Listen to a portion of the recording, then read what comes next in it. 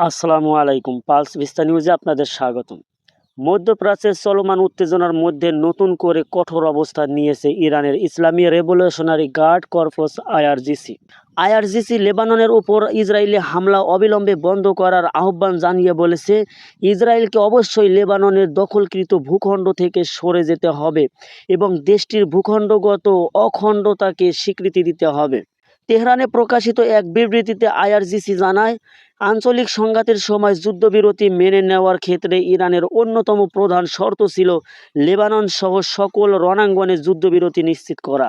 সংস্থাটি আরও বলেছে, লেবাননের জনগণের বিরুদ্ধে চলমান হামলা দ্রুত বন্ধ করতে হবে এবং আন্তর্জাতিকভাবে স্বীকৃতি সীমান্তে পেছনে ইসরায়েলি বাহিনীকে প্রত্যাহার করতে হবে। আইআরজিসির ভাষ্যমতে, লেবানন একটি সম্মান ও মর্যাদার দেশ, যা বর্তমানে জায়নবাদী সরকারের সামরিক আক্রমণের মুখে রয়েছে। বিবৃতিতে দাবি করা হয়, আন্তর্জাতিক সম্প্রদায়ের নিন্দা ও সমালোচনা ইসরায়েলের নীতিতে তেমন কোনো পরিবর্তন আনতে পারেনি। এছাড়াও সংস্থাটি অভিযোগ করছে, যুদ্ধক্ষেত্রে কাঙ্ক্ষিত লক্ষ্য অর্জনে ব্যর্থ হয়ে বেসামরিক জনগণ, হাসপাতাল, স্কুল এবং আবাসিক এলাকাকে লক্ষ্যবস্তু করা হয়েছে।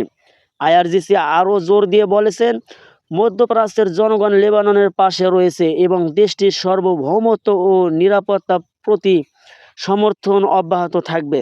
বিবৃতির শেষাংশে বলা হয়েছে, দখলকৃত লেবাননীয় ভূখণ্ড থেকে ইসরায়েলি বাহিনীর প্রত্যাহার ছাড়া এই অঞ্চলে স্থায়ী শান্তি ও স্থিতিশীলতা প্রতিষ্ঠা সম্ভব নয়। সঙ্গে ছিলাম Mehedi Hasan, pulse vista news.